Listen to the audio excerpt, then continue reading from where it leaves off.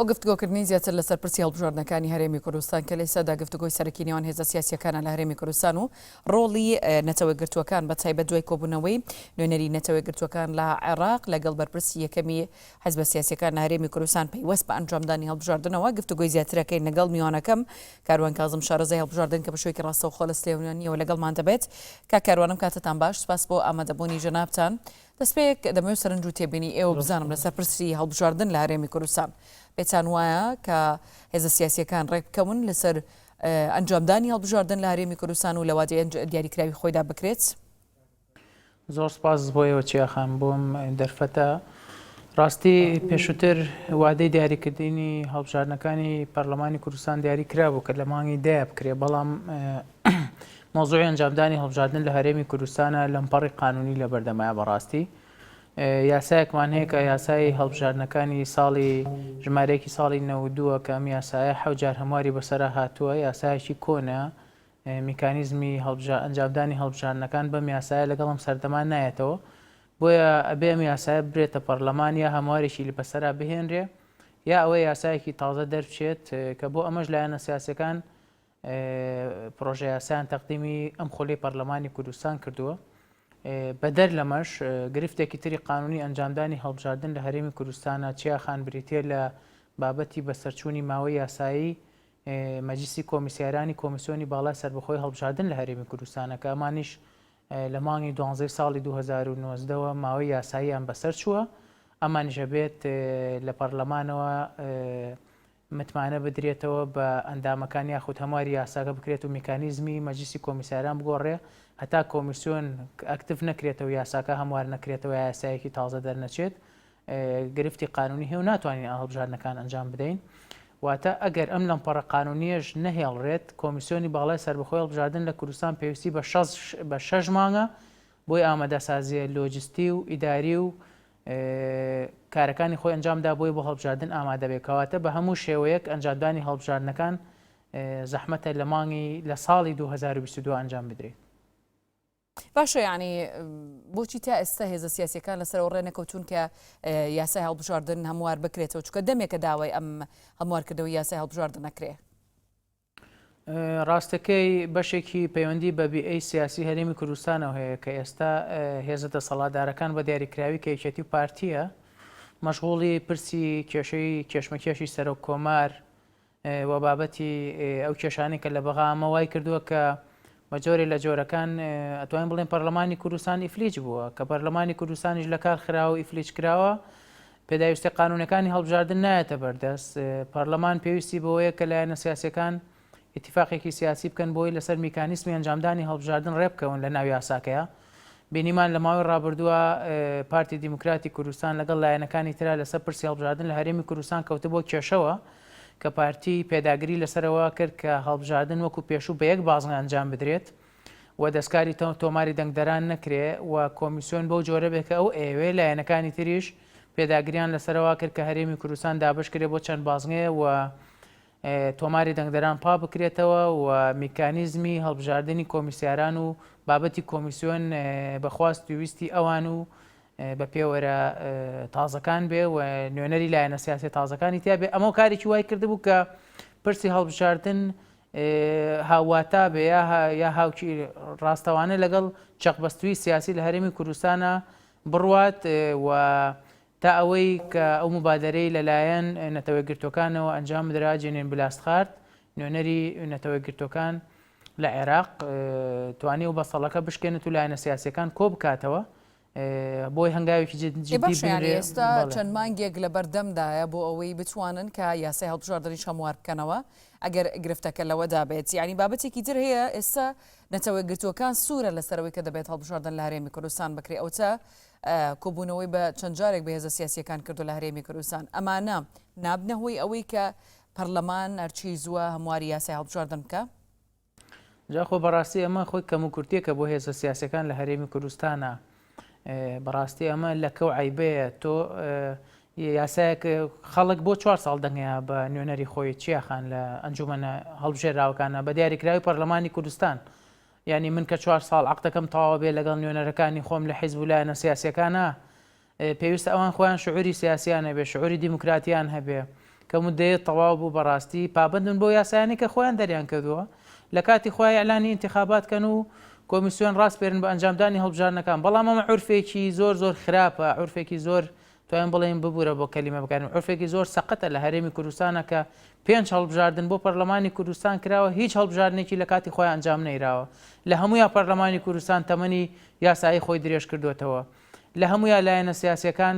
پێش ئەنجامدانی هەڵبژاردن کەوتونەتە ململانێ و دەشکانەوە لەسەر بابەتی ئەنجامدانی هەڵبژاردنەکان و لە کاتی خۆی ئەنجام نەدراوە چه پێویستەکە بۆی تۆ کارێکی وا بکەی لە ڕووی نێودەوڵەتیەوە ئەزمونونەکەی خۆت ناشرینکەی لە ڕووی دموکراتیەوە وا بکەی هەمیشە لە دەرەوە خەڵک بێت ناچارێکە پابندێکە زۆری لێ بکا بۆی تۆ هەڵبژاردن ئەنجام بدرێی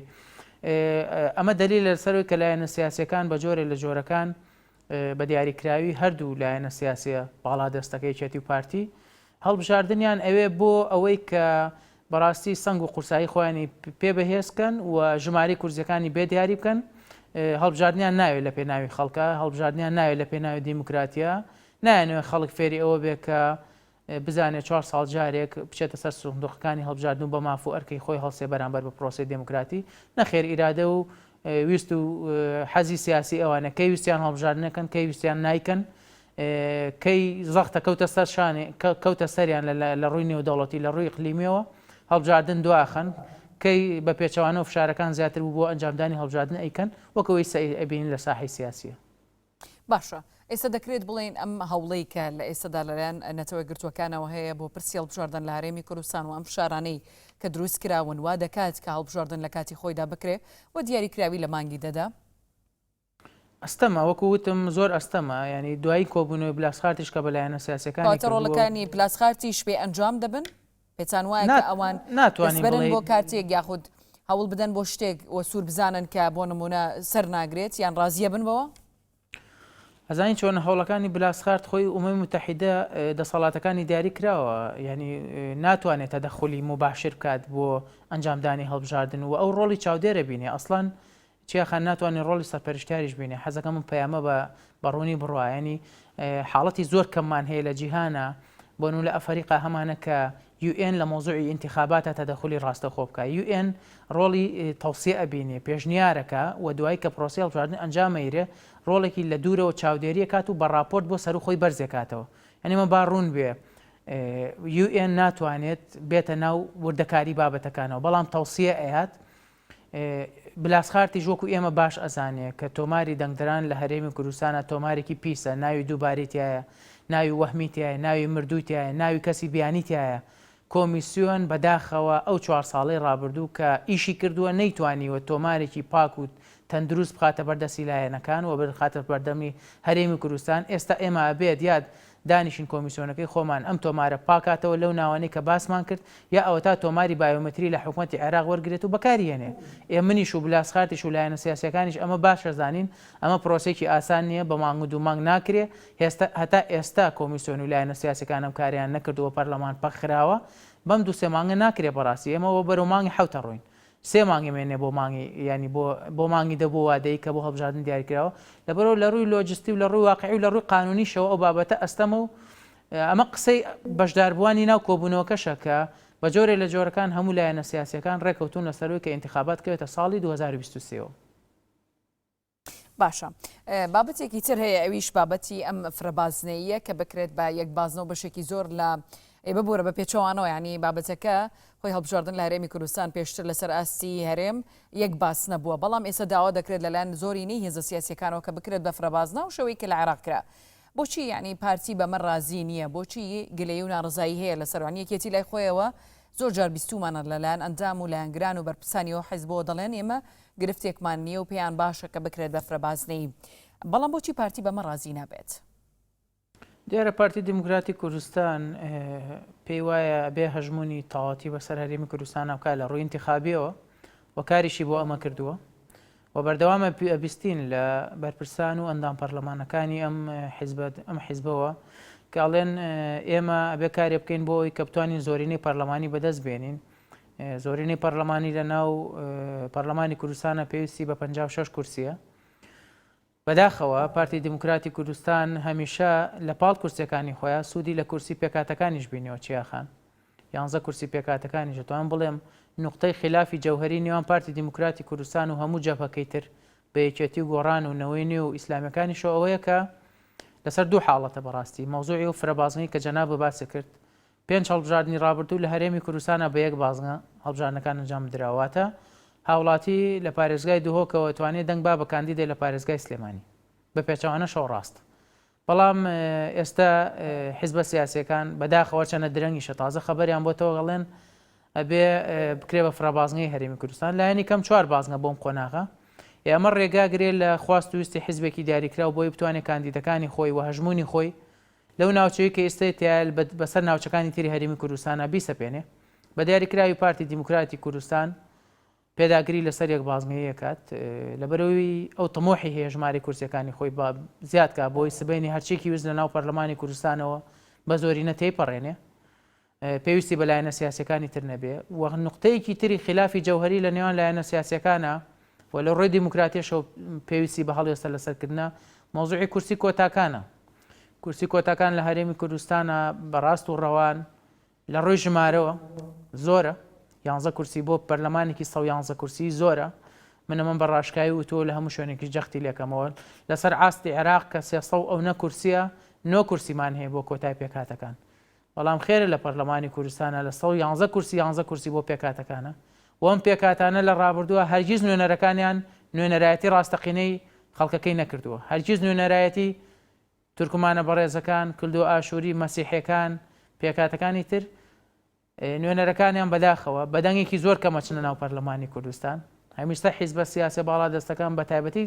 پارتی دیموکراتی کوردستان لە ڕێگەی دەنگدەرەکانی پارتیەوە نوێنەری ئەم لایەنە نانێرێتە پەرلەمانی کوردستان لەبەرەوە کە بوون باندان پەرلەمانیش ناتوانێت لە خولگە و لە گوێڕایەڵی پارتی دیموکراتی کوردستان دەرچێت لەبەرەوە هەمانە هەمووی کێشن بەڕاستی سنگ و قورسایی و هێزی لایەنە سیاسەکان لە ناو پەرلەمانی کوردستانە بە بۆنەی ئەم جۆرە لە نوێناریکردنی خراپ و مۆزوعی بازنەکانە و کاریگەری لەسەر دروست دەکات. سپاسی جەنابتانەکەم میوانەکەم کاروان کازم شارەزای هەڵبژاردن کە بە شوێکی ڕاستەوخۆ لە سلێمانیەوە لەگەڵمان بووی سپاس بۆ ئامادەبوونی جەنابتان. زۆر سپاس بۆ ئێوەش.